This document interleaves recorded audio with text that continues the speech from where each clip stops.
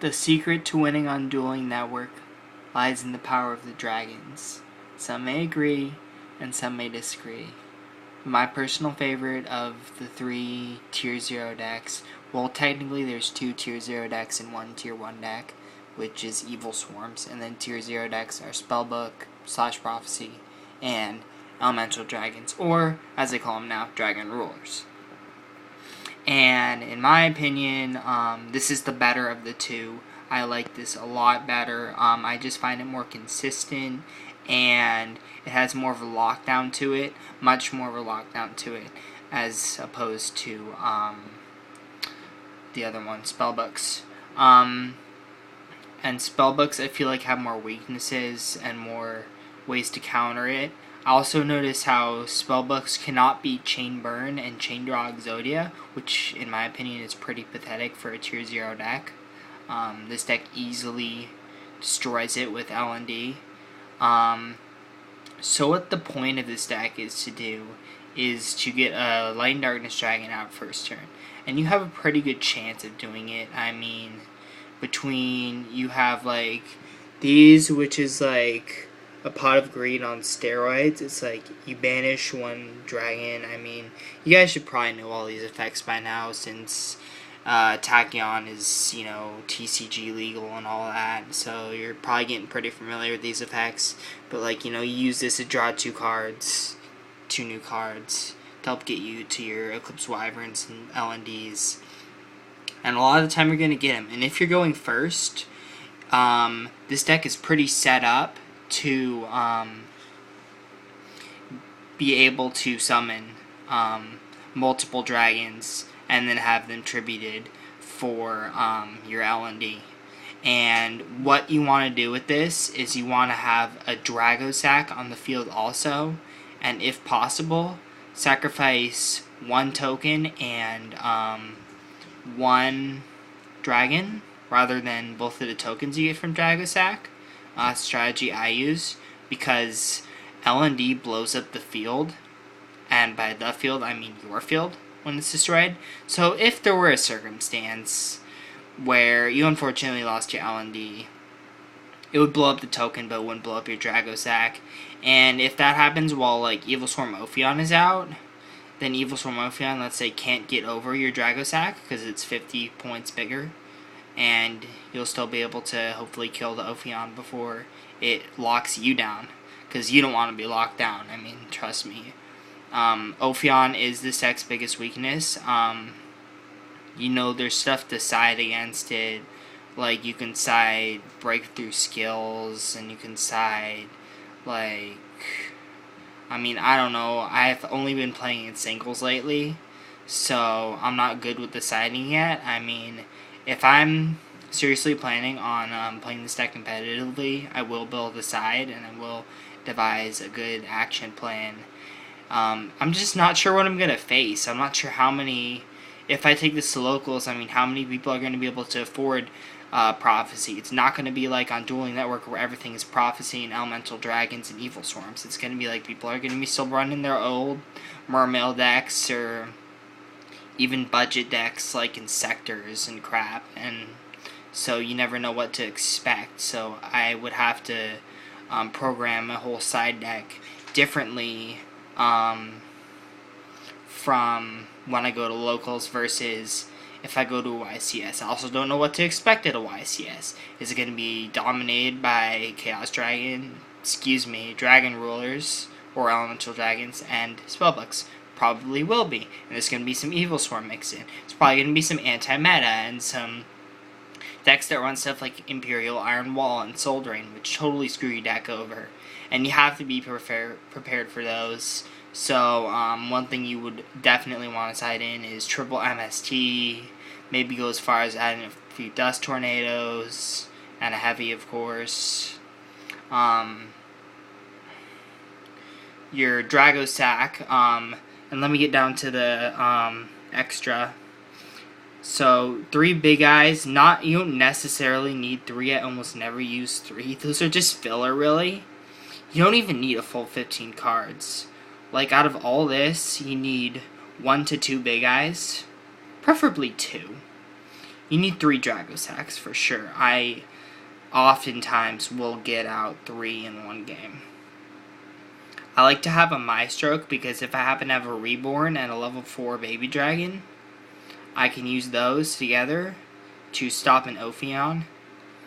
And then this new card, Stardust Radiance Dragon, is pretty good if I sync a Veiler with one of my dragons. As you can read the effect, it's pretty powerful. I have a Scrap Dragon I just threw in. I never use it. And then Crimson Blader, very good in a mirror match. If you can get this out and successfully attack your opponent with it, your opponent cannot normal or special summon level 5 or higher. And that completely destroys Elmo's Dragon. So if you're playing this deck, you gotta watch out for that card. That's one card on the red flag list for sure. So I put a couple in there because I want to be able to win mirror matches. And this is a pretty damn good card. And you know, they're like wide open once you get rid of their field and get this guy out, so they can't summon anymore.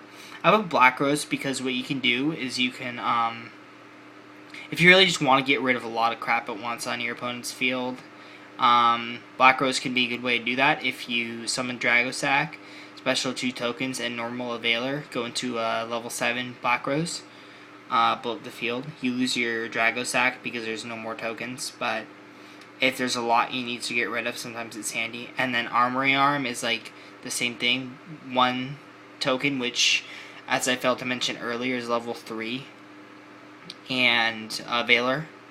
Every now and then I do that. If I just have a Veiler that's like completely dead, like against Dark World, like I can use this on my Dragosack, and it's 3600 attack, so it can get over their Graphas and deal some massive damage.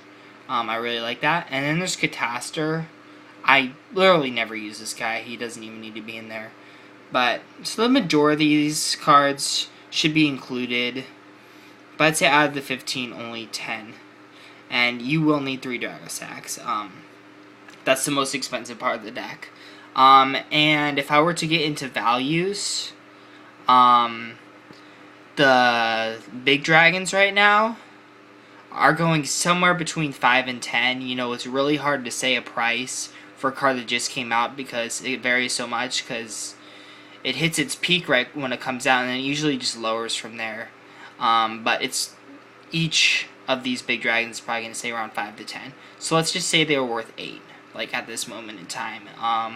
Tachyon officially came out on May 17th. Today's May 20th, so 3 days ago. So they should be about around 8. So, you know, 24, you know, about 100 for all the big dragons. The baby dragons are like super cheap because they're just commons. You only need 2 of each. So I've seen deals on eBay where they include the whole dragon set, all 20 of them, 4 play sets of each of the big dragons, and then 2 each of the little dragons for like $100. So that's 100 right there. Eclipse Wyverns are like $1, and you'll see them if you go to local tournaments and trade binders. Veilers are still at like around 8. They're really good. If you're playing competitively against like spellbooks and mirror matches and stuff, you want 3. If not, you could probably do without them or just side them. And I would maybe include MSTs instead. But that's just the thought. Because Veilers are really alive against spellbooks, and not so much Evil Swarms, but they do get the bunny, and they do get it good. And so stopping a bunny with a Veiler gives you a good sense of satisfaction. LNDs, they've been reprinted like twice. They come in supers. They're probably like $3 each. So that's cheap too. And that's like the whole monster build right there. So you can get like the whole monster set for like 120. And then the Gold Sarks, they come in commons. They can't be worth more than 5. Reborn and Dark Hole, of course, are commons. You know, you can get them for as cheap as $1. Super Rejuves you should be a little concerned about because I've seen them on eBay for like $6 to $8 a piece. Because because it's a really good common. I don't think it's been reprinted much, if at all. So keep that in mind. And then the shooting star sword thingy, or sacred sword of 7 stars, my bad. I honestly don't know the price of this, but I would guess like 10, maybe 15 each. The whole deck, just the 40 card deck right here, is probably going to be worth around $150, $200. The price is probably going to drop a little and go down to like $150 or so, I'm hoping anyway. As for the extra, let's say we were to get 2 big eyes and 3 Dragosacks. I'm just going to be blunt and say it's $500 right there. These both go for $100 each. And Crimson Bladers are cheap. You don't even really need the Black Rose and the Catastor and the other stuff. Those are just extras. You could easily win a tournament using this build with just 3 Dragosacks and 2 big eyes. So the deck overall is going to be worth between like $600 to $800. Of course, it depends on your rarities. If you want to get fancy, you get secret LNDs and rare gold sarks and haul out your Monster Reborn, your Dark Hole. Go ahead. I don't really care. $600 to $800 for this deck. But it's a damn good deck, and it's still cheaper than Prophecy. Prophecy is like $1,000, because the Judgment Days are going for $120 each on eBay. Priestesses are still $90 each. Point is, this is cheaper, this is better, and I like this deck better. And here's my build for you. If you want to net deck or use it to inspire your own ideas, go ahead. Well, Golden Dark Ninja signing out.